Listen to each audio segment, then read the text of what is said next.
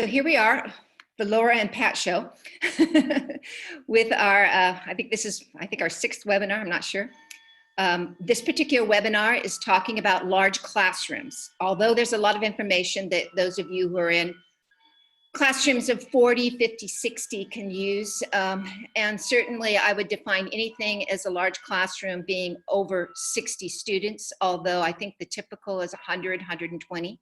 There are classrooms of 200 plus, but they're a little bit more rare. So anyway, we're going to go ahead and I think we're just going to jump right in and start with our slides. There's a couple of slides I have here that we've run into many people who seem to be a little confused about how Global ICM, learning management systems, and Zoom are related to each other. Hey, Pat, you're not sharing screen. So if you want to share screen and show us that beautiful slide that you worked on, that would be. You are sharing screen, it says to me right now. Okay, maybe I'm not doing it right. Vinay, can you see screen? Hey, Laura. Yes, I can. You probably have to go to gallery view mode. Okay. Yeah. Thank you. I'm sorry. Okay. Are you good? Yes. Okay. So now, so this slide is showing you that we're in an ecosystem. We're not in. Not everything is loaded into your learning management system like Canvas, Blackboard. This is Brightspace, D2L, Moodle. You know, there's a tendency to think just because the university has a standard contract with these learning management systems that everything's on these management systems. It is not. The learning management systems are integrated with publishers and they are integrated with services. So in effect, you can directly use the publisher's materials in your classroom. You can directly use Zoom, but the university oftentimes has policies that require that you use the learning management system as kind of a go-between for our content over here in publishing and for our services over here in Zoom. This particular webinar is going to be talking about mostly how you use Global ICM together with Zoom, or any publisher, but mostly Global ICM with Zoom to get into your classroom, okay?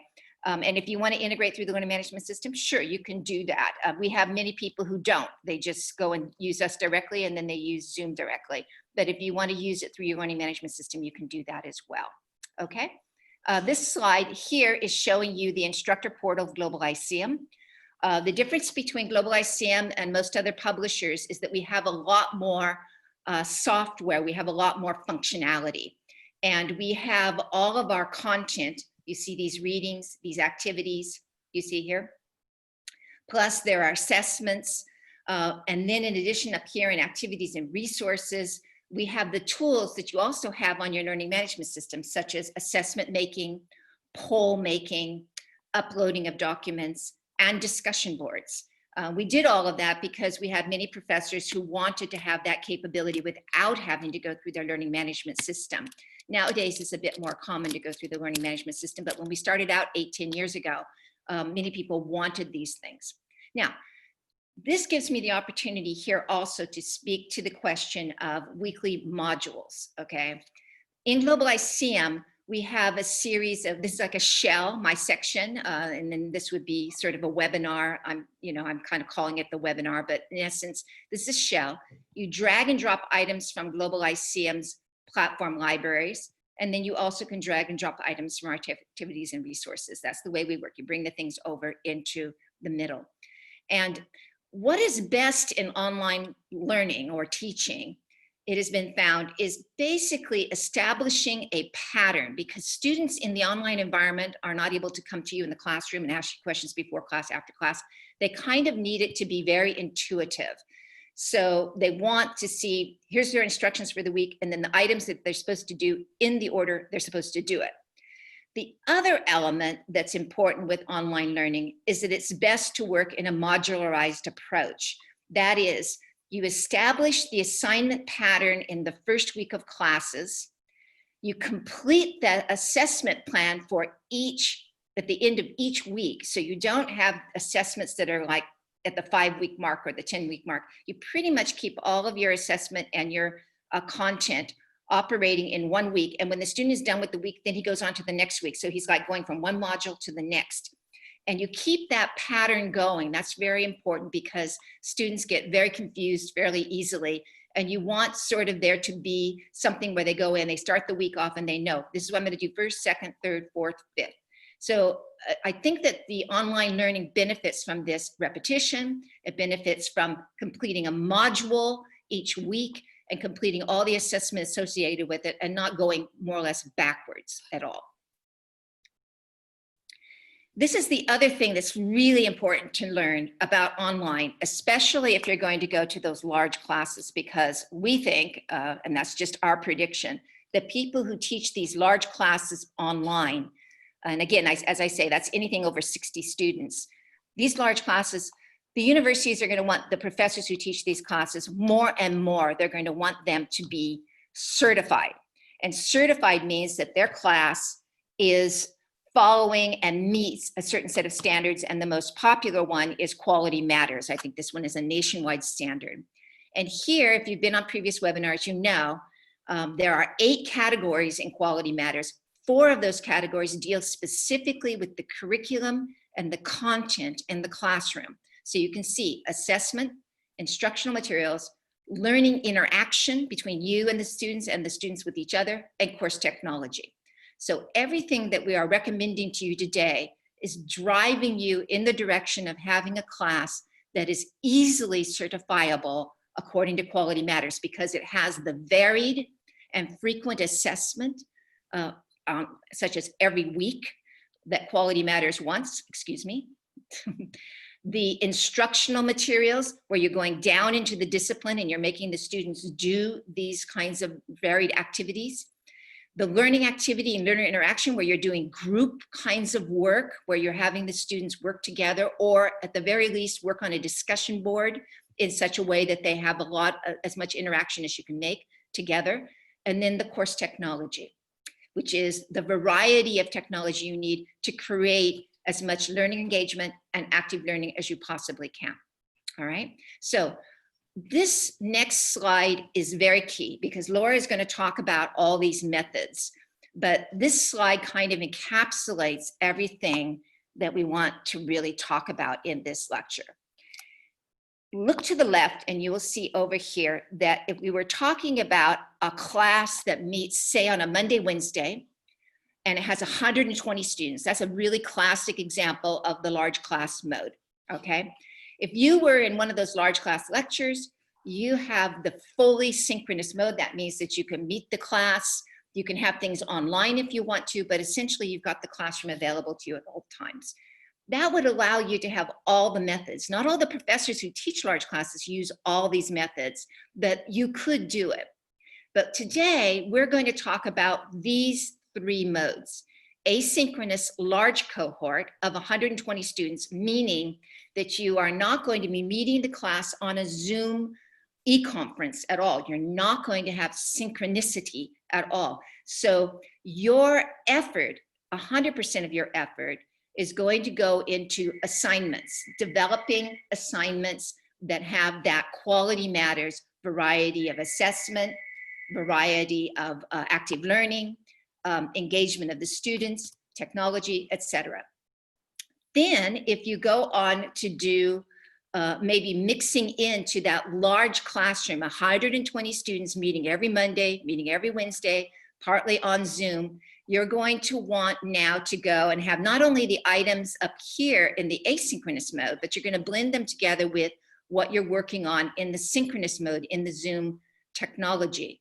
So that means where here in asynchronous, you are focused on assignments that could be dealt with at any point in time by the students. Here, you're going to be focused more on the main session, the session where you are meeting with students in Zoom. You're going to have to add in some more methodology to make that work and work effectively. Now, the last one is asynchronous and synchronous small cohorts. And this is where you take your 120 students, for example, and instead of meeting all 120 students, you have them broken into small cohorts. And in those cohorts, you're now going to be able to not only have the assignments, not only have the large Zoom lecture, but you're also going to be able to have group work. with the students. And these are methods that make it possible for you to do all of those things. So for example, I'm just going to talk about the asynchronous. You know, everybody knows that they can do a recorded lecture. Well, you can also do a text lecture with PowerPoints. Laura's going to show you that. You can also assign a Global Lyceum topical essay. Laura will show you that. You want in your reading to have concise readings where you have a weekly quiz. It can be an objective quiz, and this is very important. If you've got 120 students, you don't want to be doing too much subjective grading because that's a huge amount of grading responsibility on your back. So you want to have objective grading, or the alternative is to do what we call the Read Study Guide. This doesn't require a lot of grading, but as Laura will show you, the Read Study Guide gets the students more into the reading. So you can do these once in a while, or you can even do them once a week. Very quick grading goes on there, and then you can go ahead and give the students participation points or lesser points if they do as well on the study guide. She'll show you that. Then in the asynchronous class, you want to go and you have some of that disciplinary work. So you want the activity to be assigned. It can be a Global Lyceum activity. It can be an activity that you develop. And you want, again, probably objective grading here. So you're going to want probably to have an activity quiz or a critical thinking quiz, both of which we have on Global Lyceum, that go with the activity. And then the students do those independently, individually, okay? Finally, in the area of discussion, this is probably where you're going to put most of your grading effort, okay? And here, there are sort of two ways that you can do this. One is you have a thesis-based post with structure C3Q. That's a mouthful, but essentially all of the research now and all of the best practice literatures will tell you not to overuse the discussion board, okay? The discussion board should be about a bigger question, a question that's sort of more cumulative or accumulating the previous knowledge that the students had in the week or maybe every 2 weeks. For example, I can see a psychology professor having a 2-week module, maybe not a 1-week module, but a 2-week module on psychological science, followed by a 2-week module on biopsychology. An American history professor, a 2-week module on the colonial history of America, a 2-week module on the American Revolution. If you're a political scientist, a 2-week module on the Constitution, a 2-week module on political environment, okay, the politics of elections, et cetera. So you want to go make sure that this discussion post is a bigger question, what we call a thesis-based question, the thesis for all the lectures of those week or 2 weeks. And then you want to follow with what's called the structured discussion, where the student does a post, 150, 300 words, then the comment comes afterwards, but you want to make sure that that comment is a structured comment so that you follow this module, the module that Laura and I are recommending, but you can change it up. You can use different kinds of structured discussion. But this one says that the student has to, in his comment, compliment the other student's post. They have to comment on it. They have to connect it to other readings, lectures, whatever. And then they have to ask a question of it. So you don't get this kind of discussion board where the student says, yeah, I agree. Susie's right. You know, oh, that's nice. You know, those things are not discussion. You want them to be structured in their discussion. An alternative is to do the online poll, which is also in Global Lyceum. You can also create your own polls in Global Lyceum. The students go and they start on a Monday. You tell the students, I'm going to close this poll on Tuesday night at 9 o'clock. Then you're going to show all of the responses of all the students. So all the students can see, okay, I did my poll. I see all the other polls. And then you're going to want them to comment on it. Maybe 1 or 2 other posts, okay? Or, excuse me, not posts, but online comments, okay? So you can do the same thing with the structured 3CQ comment on the discussion board. So the online poll is followed by comment on a discussion board.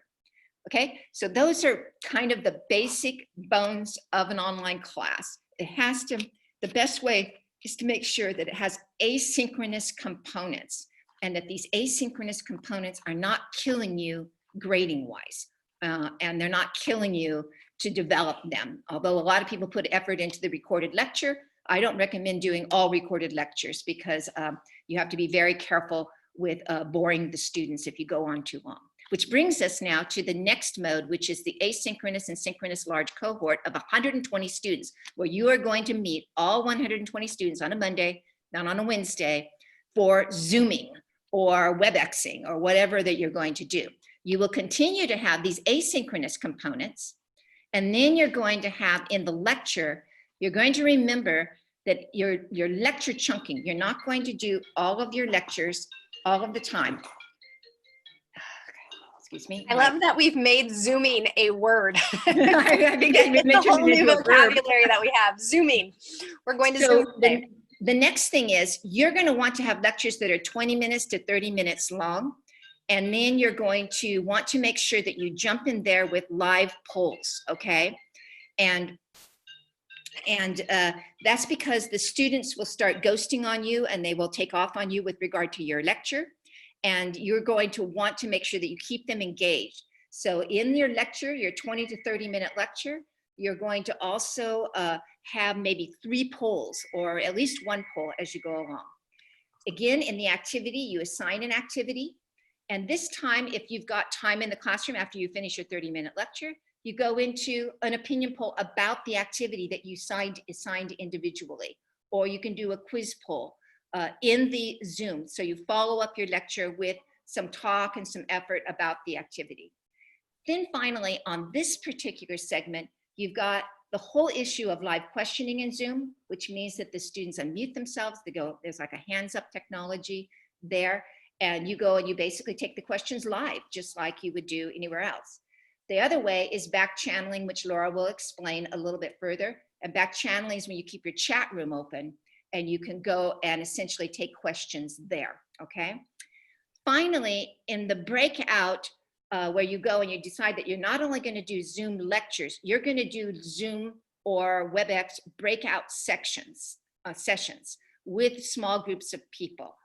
Here in this area, in addition to the asynchronous materials, in addition to the main section lecture, you are going to concentrate on groups. Now, there's a way to do lecture with groups that's called Socratic Questioning. It's not a Socratic seminar. It's essentially a method where you go and you have the students answer a series of questions in group before you start your main session. Then you have the students come out and they're basically debriefing with you, and you use their answers to questions to basically answer questions, pose things. So your discussion, or excuse me, your lecture basically is coming out of this questioning session. So that's another technique. I set this up with the professor last week. And one of the reasons he uses the Socratic questioning technique is because of the fact that he has a fairly thick accent and he doesn't feel like lecture is his strong mode. So he basically puts more of the weight on the students to do some, group work where they're putting together questions or they are answering questions, and then they come back to the main session and he can answer questions and he can pose things and he can ask the students questions. So it creates kind of Socratic seminar out of this questioning technique. Then with regard to reading, another way that you can use groups is not to do the read study guide per se in an individualized way, but actually put your students into breakout sessions and have them do the guide or answer certain questions with some of the key terms in the guide and do the read study that way, where you're putting them in groups. Another way to do group grading, it's very easy. They analyze the evidence. You simply go, and Global ICM has analyzed subjectively graded assignments, and then you put that assignment into a group grading format in Global ICM, which is very easy to do. And then the students get into the groups and they do the analyze the evidence, which are generally fairly short. And then you have group debriefing, where the students come back to the main session and they go and they share what they've done in their groups, etc. Now, one of the advantages of grouping is that the grading is changed. You're not doing 120 grades. You are doing grading of an item that is with 5, 6, 7, 8 students, okay? So instead of doing 120, you're basically doing maybe only 20 gradings of these group assignments. So it's kind of a nice way of having some things being done in group, some things being done individually, and some things done with the whole session. And this is the methodology that follows Quality Matters, where you are using a variety. Now, you don't have to do all of these things. This is pretty Socratic questioning, group grading of everything. All of that is, you know, that's quite a bit. But you can choose from amongst these things as you want to use them, okay? We're here just to show you that online learning doesn't have to be boring. It doesn't have to be, you know, unpleasant. It can be really interesting. And we want to show you the methods that make for that range and that variety that creates a more interesting online class, okay? Now, I'm going to show you a little bit more about that small cohort. I said on the previous slide, if you went into an asynchronous, synchronous small cohort, you'd have to take your 120 students and you have to break them into 40 to 60. And this is probably the method I'd use. I bet you it's the method Laura would use if she had the 120 student class, because she was doing groupings in class before. But online, it makes it kind of easy. So let's say you have a cohort of 120. You want to go and break it into 2 cohorts. One is your brown cohort, because we're color coding this, and one is your blue cohort. So 60 students would meet you on Monday. You would do a main section lecture of about 30 minutes on Monday. Then you would do your breakout groups. You'd probably have 10 groups of 6, that's 60 students, and you'd have them do an activity, you'd have them do a read study grouping, you'd have them do a Socratic session, you'd have them do whatever it is that you chose to put into that grouping thing. Let me go back. Anything that you want to do in terms of group would be done in that session.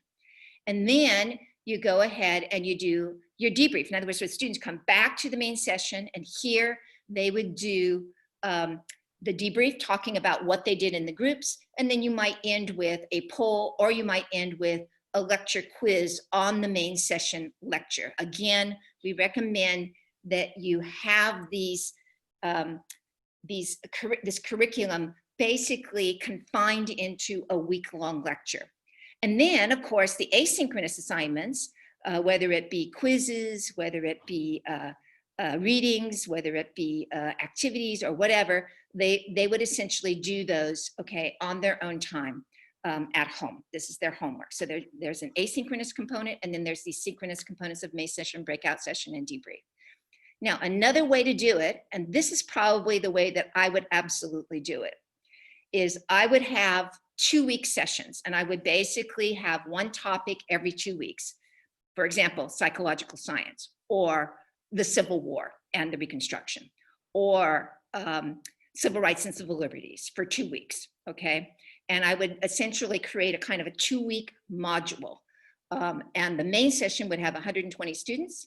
And then I would break out the 120 students into 3 cohorts of 40, cohort brown, cohort blue, cohort green. And you can see then my first lecture would be in the main session. And then I would give instructions and information, answer questions of the students in this main session on Monday. Then I would come back and I would meet the 40 students in cohort 1 on Wednesday. And I would do the same thing that I do in any other kind of breakout session mode, which is my main session of a 30-minute lecture, my second lecture. And then I would do my groupings, then I would do my debriefings. Then I would come back, 40 students of the blue cohort, and I would do that. And then I would come back and I would do 40 students on the green cohort and do that. To answer your question about how long do these sessions last, my personal feeling is that they should last no more than an hour, okay? I would say Monday, Wednesday, you know, this is hard enough to do. You don't need to go out an hour and 15 minutes, because these students are also doing asynchronous assignments on their own. So they're covering the material plenty. You're just not going into the kinds of modes where you have to kind of what you do in the classroom, where you've got an hour and 50 minutes you got to cover, and you can't just stop the class after an hour. Here, you can do it any old way that you want, which is one of the advantages of online, okay? So now I'm going to start turning it over to Laura so that she can go back, and if I can just click back here. She's going to cover these methods here in these 3 rows for you, showing you it online. But Laura, if you want, do we want to find out if anyone has any questions to ask at this point in time? Sure, let me pull up the Q&A. We've answered some of the questions that they asked, so Okay, I think we're good to keep going. If our webinar participants want to ask some questions, go ahead and throw those in the Q&A. We also have the questions that you asked when you signed up for, so we will also try to incorporate those and pepper those in throughout the webinar or at the end. So I think that's how we'll do it. Okay, looks like I'm going to have to stop sharing. Oops. This is what I was afraid of. And Pat was talking about that, the synchronous, asynchronous mode. That is what we, before quarantine, referred to as a hybrid model. And that we have really taken and looked at a lot of different ways to present our course schedules in the synchronous, asynchronous environment. So we've really been able to take that hybrid model of real-time meeting, virtually or face-to-face, and blend it quite nicely with the synchronous, asynchronous model. So it's kind of fun that we're able to really think in different ways about how to present this content and how to use our time with the students most efficiently. Okay, Laura, I just made you host. So let's go ahead and see if you can bring up the Global ICM and share that site. If you're not able to, I'll do it. Yes, and all of a sudden, my computer is saying that I can't do it. So super weird. I think you're gonna have to do it, Pat. Okay, so I'm gonna have to. I ran a security thing last night and I think I messed up some of my functions. Okay, all right, so hold on one second. Let me. While you're doing that, we got a question about, will this presentation be available afterwards? Yes, afterwards, Jason and Pat will send out information on this webinar and any future webinars, I believe. Laura, I think you have to make me host now because I gave you the hosting, so now you have to give it back to me. Okay.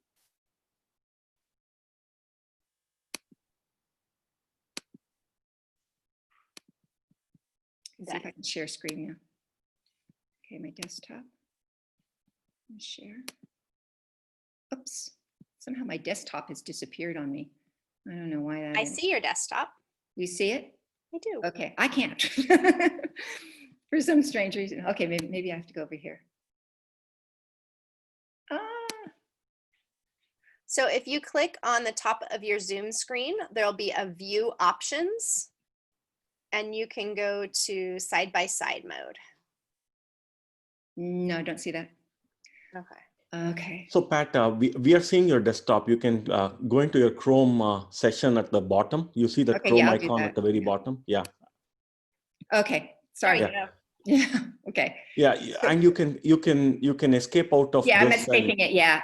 I tried to escape before, but it was a little bit of a problem. That's why I was kind of a little worried about that. Okay. Okay, so Sorry. we're talking about Okay. large lecture classes, and here is the Global ICM method for asynchronous and synchronous. So if you have a large class, and we've heard from a lot of you that a lot of our universities and institutions are forcing you to go to the asynchronous route. And don't be bummed if that happens to you. There are a lot of cool things you can do. You are missing that interaction that I know we thrive off of, but there's other ways you can get that. So one of the examples that we've shown is, instead of doing your recorded lecture, you can do a written lecture where you take your PowerPoints and then add your speaker notes to them in short, concise blurbs, as the example Pat's showing you on the screen for psychology. It's no frills, it's not fancy, but you don't need to be, because it's your heart and soul of your content, and you can do some polling and some questions after. So don't be afraid to think of the lecture in non-traditional ways. Throw it onto text, break it into chunks, or we have these beautiful essays, or there are these beautiful essays in Global ICM called the Topical Essays, which are really lectures from top-notch academics. So they've taken their lecture work and put it into visual, written form. And then Global ICM has gone in and added a ton of extras with study guides, graphs, charts, short videos, all sorts of things that have all of the bells and the whistles, so you don't have to reinvent the wheel. It's really important. I can't stress it enough. You don't have to reinvent the wheel. A lot of the stuff that you have is already out there and someone has paid money to do it. So take advantage of that, such as the Topical Essays by Global ICM. So you have your text lecture, your baby that you've put up there in written form. You have a topical essay that's in written form. And then you can schedule a Zoom lecture, and you can do the Zoom lecture either where you record your lecture and then save it in the cloud, and your students don't have to be there, or you can do a live session and do a 30-minute mini lecture like we have here on defining mental illness. And you can tell your students, hey, be prepared for a quiz after, so they can watch the quiz if it's asynchronous on a time, like you have this pre-recorded lecture that they can watch anytime in the week and take a quiz after, or you can do it in a live Zoom session. If you do a synchronous Zoom session, we highly recommend using a polling system of some sort. When I did my live lectures face-to-face in my large lecture class of about 100, I did polling in the beginning, like when they got there, in the middle, and in the end to make sure that they were engaged. And it also gave me some really rich things to talk about. So like you have this big question like Pat had there for that poll of what is mental illness, and you can get a lot of rich things that your students, as an open-ended question, so you're going to be able to like really take this and run and get multiple voices in a discussion instead of those just 5 students who always raise their hand, even if you're in a class full of 100. And then we have the Socratic Questioning, and this is what Pat was talking about, and one of my colleagues at San Jose State uses brilliantly. She will have them come into class and she will group them up.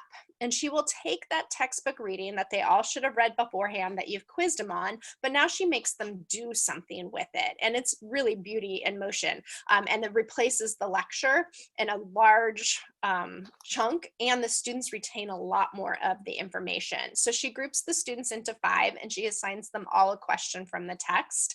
And then she gives them about 20 minutes, 10 to 20 minutes to go and really dive into these questions. What I like about what Global ICM has done with this is in the Global ICM readings, there are key terms, like as Pat's showing us right now, those key terms. I make my students, when I do a version of this, make my students use those key terms in their answer. So they're making sure that they're drawing specifically from my text. Why do I do this? I do this for a couple of reasons. One, it promotes good reading of academic texts. We all know that our students come to us at below 10th grade reading levels because they don't know how to attack the test. Here I'm really modeling good reading strategies, even though I have not a huge background in teaching reading. But I notice when I force my students to do this, they're going to answer the question and they're going to be looking for those study skills we so desperately want them to have. And the other thing it does is it forces them to go to my text. They're not just going to Wikipedia this answer and come up with like this regurgitation of stuff from the internet. If they have to use my very specific key terms from Global ICM, then they're going to really have to dive into the reading that I want them to. So as Pat says, we have them in groups. They answer these questions, they use my key terms, and then they debrief. And it's a beautiful thing. We go live, and I've covered a big chunk of my lecture material with the students doing the work, not me doing the work. Pat, is there anything I missed about the asynchronous or synchronous lecture? I was just going to mention that, here you see on Global ICM, when you have assigned it as a group work, it also has like a little icon. So the students also know, as you know, you've assigned it as a group work. The students will also see this icon that suggests them, okay, I have a group work now. So I just, that little. Let's review that really quickly, because I think this is one of the key features where this is the time saver, especially for the large lecture, even the small lecture class. So what you do is you assign your students a group, and you can do random or you can do manual. Global ICM here has thrown all of the students into a group. Each group has a leader, as you see in the #1 spot by the icon of the scholar. They are the only person who can submit the work, but all of those students need to be on at the same time. So if you're doing this in the synchronous session, it's a beautiful thing. They all have to be on at the same time. You can have them in a Zoom breakout room as part of that mini dividing of the class that Pat was talking about, and then they submit the work. So here I have a class of 20. I only have groups of 4. If I had a large lecture class, I would have groups of 5 to 8. But then I'm only going to have to grade 5 things instead of 20 things. And the students are going to get that time to interact and talk to each other, which is super powerful. And it breaks away from you just talking at the students for that, for that whole hour that we recommend. And you can move it around so different students are the different group leaders, and you can grade super fast with the easy grader. Like, these are all the functions of why I appreciate group grading and the Global Lyceum content, because it was designed with, like, we don't have to break our backs as instructors grading everything and killing ourselves. Like, there's ways that we can shortcut it to get students to have an even more meaningful education.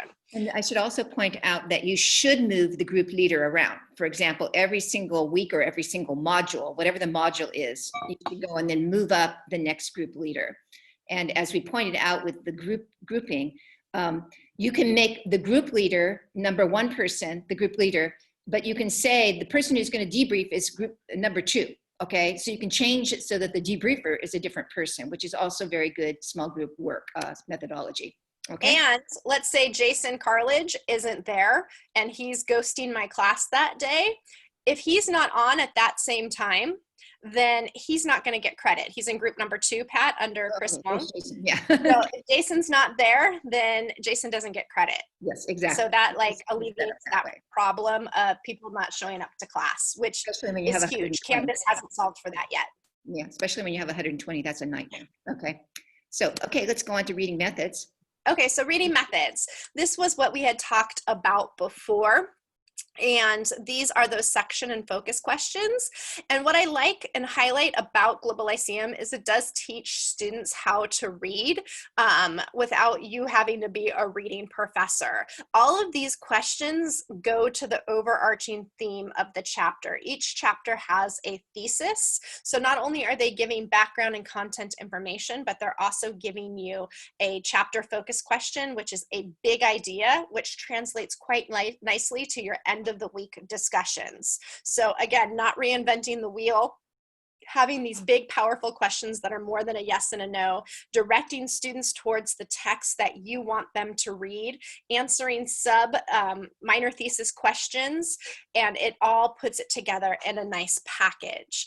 You can have students take notes by using those key terms. You can have them develop their own study guides by using those key terms. Global Lyceum does have a note-taking feature in it, which is quite nice for the students. And at the end, after they've taken notes on each section, it puts it into a nice, pretty document for them to study study off of. One of the things we also get from our large lecture instructors, and even our small class instructors, is my students don't do the reading. It's because they don't know how to do the reading in most of our cases, and this is really a chance to use a program that helps them. We've seen some of the programs out there that quiz them every couple of words and kick them back and stuff like that, but that's not teaching them the skills of how to read. They really need to understand those key terms, those larger essential questions, those minor questions, and then be quizzed on it at the end of a short unit. So we recommend always these short weekly quizzes that keep the students reading, that keep the students engaged, but don't kill them if they miss one quiz or bomb a quiz. So Laura, this is showing human genetics on the psychology platform. The reading quiz you can use as a multiple choice true false, okay, so that you can review the questions. You can also change those up in the activities and resources, or you can go to that read study guide, which is essentially giving the students instructions to go ahead and do this, and then they go and they put their answer right here down below, okay? So, and then in Synchronous? Yes. So in Synchronous, you can do those same things. You can break your students into small groups and have them answer these questions. This was that Socratic seminar, but focused on the reading, where you're making the students for part of your live lecture synchronous session go over and do some of the work themselves. So they're really playing and grasping the content material of what you're having them to do. And this is where you break them up into those smaller groups in Zoom. And then you can have them in that group grading, which is a lifesaver. Okay, going on to active learning methods. Yes. So we have synchronous, we have an asynchronous. You can put this into that weekly format where they get to do it on their own time. And this is the activity quiz and the critical thinking quiz. These are all based off of the active learning materials inside of Global Lyceum that has the background. This is Robert Sapolsky on Hardwired Us and Them.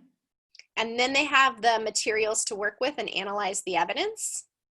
Okay, so this is a graphic organizer that asks them to gather their information and fill it out. Well, this is a lot of writing. I wouldn't do a ton of these in the large lecture class, but what I would do is, Pat, can you go back to that? Okay, yeah, sorry. What I would do is I would do the opinion poll and the quiz poll, which are multiple choice questions, but they're higher order questions. And I might, like here, they have to write. I would give them participation for this. And then the quiz poll, they have questions, and I would grade them on this if they got out of. And you can give this in real time in the synchronous lecture, or you can just have them take it as a traditional quiz in the asynchronous lecture. Okay, and you can do a synchronous thing, which is again, the Hardwired Us and Them now appears as a group reading assignment, okay? Yes. Same group of kids, same strategy. They have to be there, the leader has to submit it, and the students go, and now you're only grading, instead of 120 assignments, you're only grading maybe 20 at the most. And those each 4 or 5 students or 6 students in the classes will get those grades, okay? So we've talked about how to lecture in the asynchronous and synchronous methods, and we've talked about reading materials and engaging students. We've talked about some of those active learning materials for both formats. Now let's look at the discussion. We have really been looking into discussions, and I think there's going to be a lot more research out as we continue to move more and more into this online environment, especially since there's been this lack of enthusiasm for discussion because it's been kind of played out or taught poorly. So Pat's, again, the structuring of the 3 CQs is important. Compliment, comment, connect, question. We really want your students to learn how to format a proper discussion post. And I kind of attribute this to as if you were in a class discussion, you would expect your students to use academic vocabulary and you would expect your students to engage politely in the discussion. So I might disagree with Bobby and I say, Bobby, I disagree with you, but let me add on this point to the discussion. You're teaching them to do the same thing in written form with a lot of structure and providing students with that ability to engage in academic discussion with agreeing and disagreeing. So keep in mind that you need to structure your discussion formats, and you can still do this in the large discussion without killing yourself with grading if you don't do them every week. I would do them every unit, every 2 weeks, even every 3 weeks. Mm-hmm. And remember, this is 3CQ, it's just a suggestion. You might have you might try this and decide, well, I don't like that I don't like the first C, or I don't like the third C. Well, you just change it, make it your own structure, but make sure it's structured. That's the whole point. Okay, and then I do like using polls in the classrooms, both in asynchronous and synchronous. In the asynchronous classroom, I'll run my poll until like Wednesday, and I'll be like, everybody needs to do their poll by Wednesday. Everybody gets 1 point for submitting their poll by Wednesday. And then I build upon that. I might throw out a short video, or I might throw out a short announcement saying, hey, there was these comments in the polls. And it gives you a really good chance of engaging.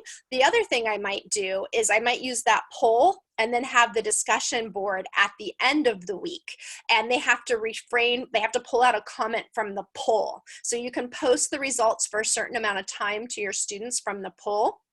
and then have them comment on it, which is beauty, because one, no discussion board in Canvas or even Global ICM has been able to like say, hey, this post wasn't posted by Wednesday, because traditionally discussion boards say, hey, you need to have a post by Wednesday and then respond to 2 or 3 of your classmates by Sunday. That's kind of the way that most of those discussion boards work. In Global ICM, if we use the live poll and say, hey, by Wednesday, you have to have your poll submitted, you can give a point to everybody who did, or 5 points to everybody who submitted it. And then they have to go and respond to the discussion in your discussion board, which is very traditional. It's just a hack for saving yourself hours of grading or having to figure out who posted when. It's a workaround for that. So the polls are fun because they're live and they can see the results as they come in, and then the discussion board's more formal and really gets them that air of academic responding and discussing with their peers. Did I miss anything about that, Pat? No, that's really good. That's that combo is just a different combo. You can go straight discussion board, or you can do this combo, and this is more and more frequent. We see more and more professors use this, so I think it's really a great combo. So Okay. I brought up back channeling to Pat when we were preparing for this webinar, and she's like, oh, I don't know about that, Laura. I've done that before. But it is a method, and I used it this year with some of the secondary students that I work with, and it was quite successful. And I know that a lot of my colleagues, especially my younger ones who are of the Twitter and texting generation, really do well with back channeling. So back channeling is just like in Zoom, we have the chat feature, or here we're using the Q&A feature, but you can enable chat on Zoom. And what it is you just have students chatting in the chat box about what is going on in the lecture. But you have to set it up pretty specifically. So when I first did this with some 8th grade students, this was my trial run when I was helping out at my kids' school, I got a bunch of emotion, like icons and silliness. Once I structured it a little, I was like, okay, teacher, you're going to put Natalie and John in charge of the chat, and they're going to monitor the chat so you don't have to watch it as you're teaching the class. And then they're going to have comments, and the only comments you can make are comments that are related to the lecture. So this is huge. I've had a couple of colleagues from Cal State East Bay now who use this in her large lecture classrooms. She'll assign her TAs or even 2 students that she has a relationship with to monitor the chat. And then she goes at the start of the lecture and she says, okay, it's my expectation in the course of the semester that you're going to engage with the content, not frivolous stuff, but with the content twice this semester. You must leave a comment or a connection or a question about something that I talk about in my 30-minute lectures. And the students will. They'll fill it up with questions and comments. And then at the end, she'll pause and she'll be, okay, Natalie, give me some of the most important questions or the thought-provoking questions that you see. So I'm not having to monitor the chat, but Natalie's going to pull out things that are important that I can address, and it gives me that kind of give and take with the students. So you can say 15-minute mark, 30-minute mark, we're going to do this, and at the end of the class, I'm going to give you a quiz, a lecture quiz. So back channeling is an idea that I think is going to explode again, and you're going to also get some great feedback at the end of the day when Zoom records that chat transcript to see where your students might be missing the boat, or where they were really engaged, or even what questions they have. They can also ask questions during the Zoom lecture, right, Laura? They go and they just unmute themselves. And what happens is that you see a little green hand come up, and then you just go and you click on that, and the student can then ask the question live, right, Laura? Yeah. And I know before, even in my short classes, when I do a quick lecture, I'll say, okay, at the 10-minute mark, I'm going to pause and I'll take questions. And at the end of the lecture, I'll pause and I'll take questions. And my students just know to unmute themselves and they can ask. It's just setting up those formats. Okay, so let's go ahead. Do we have any questions, Laura? Can you check a look and see? Yes. How do you use the polling function in Zoom? There is a polling function. I find it a little bit clunky. I think they're doing some updates to it. That's why I prefer to just use the polling function in Global ICM, because I really have power to create it and it can sync with my learning management system and so forth. But if you need further instruction on how to use the polling in Zoom, there's a ton of sites out there. Google it and you'll have help with that. How much? For quizzes, how much time is enough? Should we worry the longer we give students, the more time they have to look up the answers? Yes, yes, you should worry about that, because that is totally true. I tend to err on the side of 1 minute per question, and I get a little feedback and a little grumbling from the students at the start of the semester, but it really forces them to stay on time, to answer the questions that they have, and to not go outside too much for that information. So I recommend 1 minute per question. Pat? So for example, here you would go, if it's 10 questions, you go 10 minutes. Yep.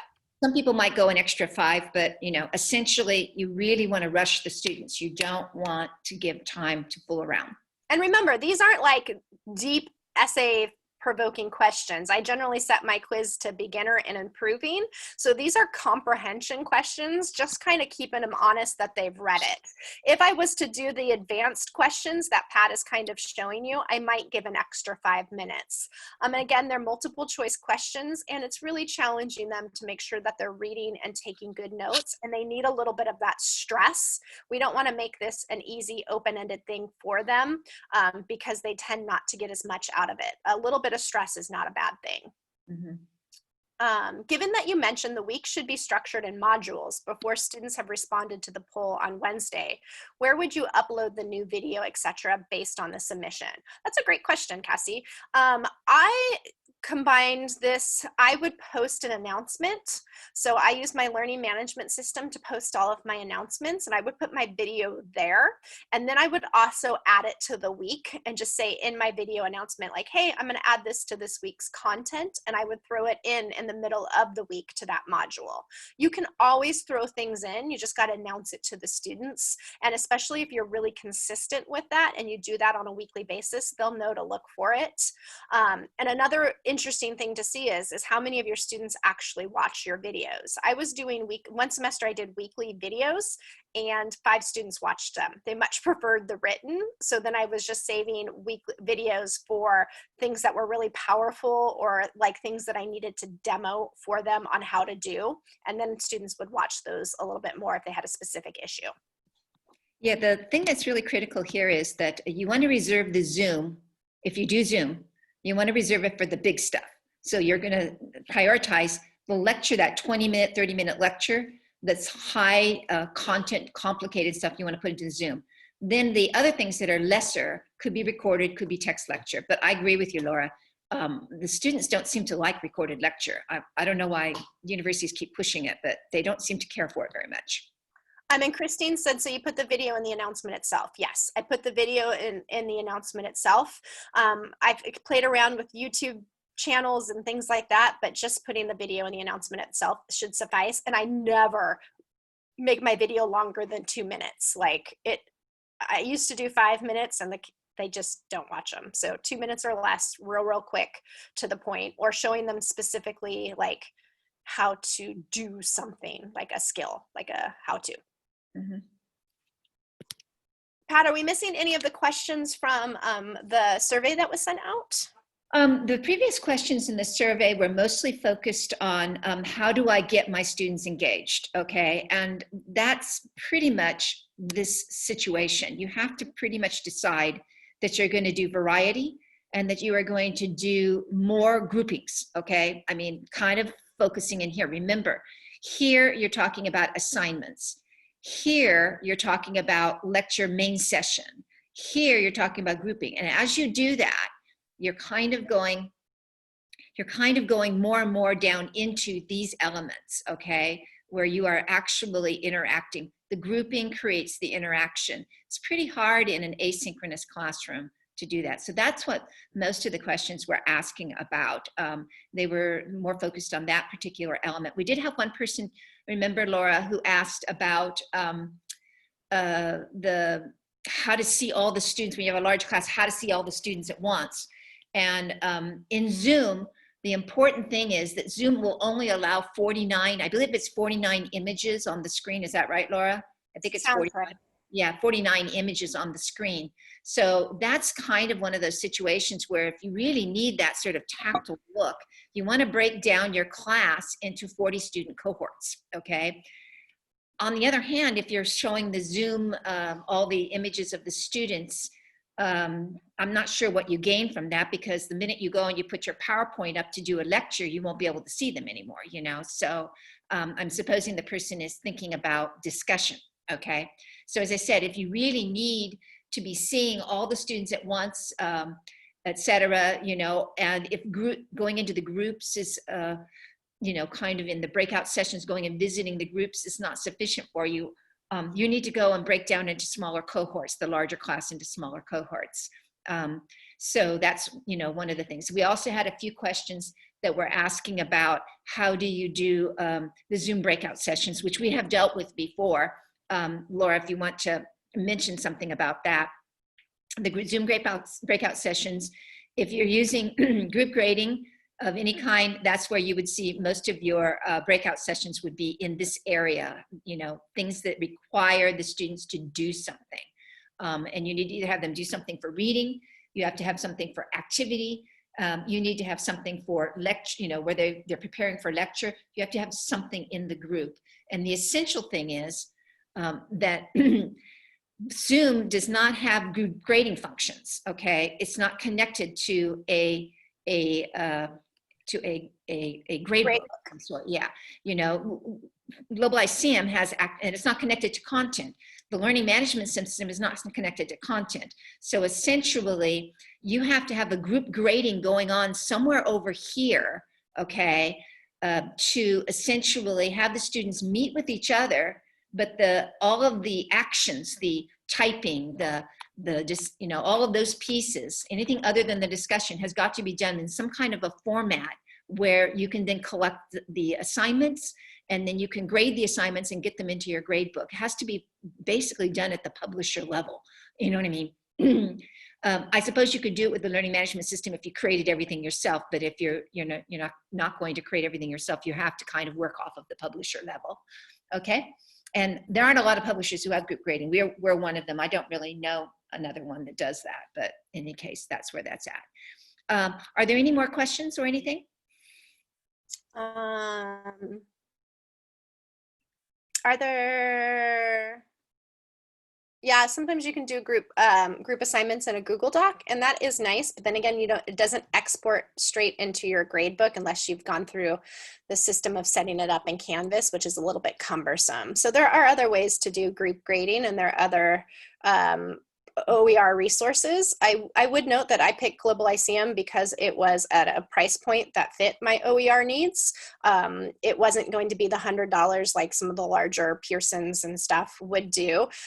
Global ICM has a price point that qualifies as OER, so I use it because it's high quality stuff. I found that when I used OER resources, it was very haphazard. They weren't kept up. I was pulling things from different places, and it wasn't really seamless or the skills of the historian that I was looking for. So OER is great. Global ICM to me meets that definition of OER. It's not free, but it's also not going to cause the students to have to take out an extra loan. It seems like an affordable price point, and I haven't had a ton of feedback from my students, and they're also willing to work with students who have financial needs, like if they need to wait an extra week before their financial aid comes in and stuff. Their support team has helped many of my students many a times. Yes, and this is all of our materials are under $50. So the psychology is under, the American history is at 40, and the American government's at 40, and the psychology, Western Civ, world history, these are all at 50 or at $49.99. Our university considers OER 50 or less. Yeah, in California, we're out here. Any other questions? Because I'm just going to wrap up now. Let me check. I think we hit Is there a cost for educators to use Global ICM? Nope. You can get a free educator account. And that's the other thing too that made me pick Global ICM over a lot of other of the publishers, is that I get to add my own material and really tweak it in a way that works. And I think I've said this a million times in the meeting, I don't like reinventing the wheel. I like really engaging my students, and this has given me the tools to do that without killing myself. And my students have a lot of feedback that is very positive at the end of the semester, maybe not about reading a textbook, but about the things that they learned in the course, which I think is a quality of the methods that I use to teach, but also the materials that I use to teach with. Yes, Global ICM was founded by professors, so we do everything that we like, to be honest with you. So we designed it with our point of view in mind, which is this flexibility and lots of materials that you can work with and do what you can do. Again, with regard to online education, you really need to think of asynchronous and synchronous methods, okay? You're going to be working in different sizes of classes, and you're going to be dealing with different modes. But with the large class, I would say if you have absolutely no experience whatsoever with online education, you should go about 80% asynchronous and 20% synchronous. If you've got experience with online education, you should probably swap those numbers so that you're more synchronous mode and a little bit less synchronous mode, or at least 50-50, okay? We go and we provide a tremendous amount of support to our professors. We've done a series of these webinars that have talked about these subjects, largely speaking. With our professors all summer long, we are working in a program called Global ICM Assist, because we know that a lot of our professors who were using us in the face-to-face classroom are now having to re-gear to get into the online. And so we're working with all new professors. If you want to come in to Global ICM Assist, for the new professors, we provide the first $200 of your Global ICM adoption will go to you for the work that you've done to redesign and get into the class. And we provide you with support. We'll do basically 3 training sessions, more if you need them, but essentially the first is to work with the course design, how you want it to be set up, asynchronous, synchronous, how to do these things. I'm working with professors all the time now. And also to learn the synchronous technology. Once you decide, okay, what is that 25 or 20% that I want to do with technology, or what's that 50% that I want to do synchronously?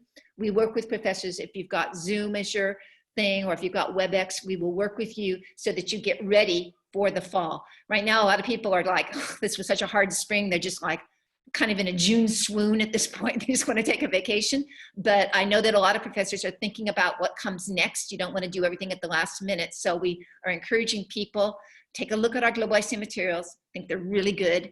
And we will provide you with absolute course design, synchronous technology support all the way down the line. And into the fall semester, we are going to be working with our professors to make sure that they get rapid support. And we are known for our support. And we're very proud of it, because I know that I was left dangling by textbook companies more than once, and that's one of the reasons I can't stand that. And I pretty much focus on making sure that this company goes and it provides professors human support, the kind that they need. Okay. And I think that dovetails nicely to finish up. Christine asked, can they get an educator account and set it up over the summer? We highly recommend that.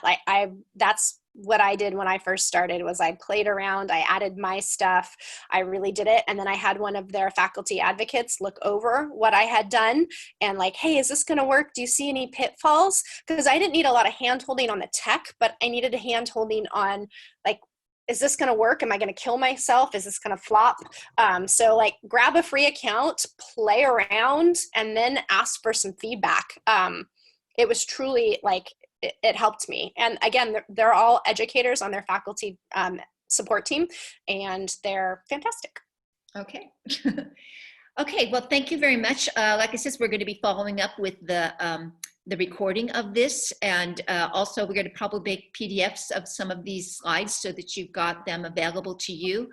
In the future, we'll be working mostly on Global ICM Assist with all of our adopting professors, making sure that we have small webinars, one-on-one sessions with all of them.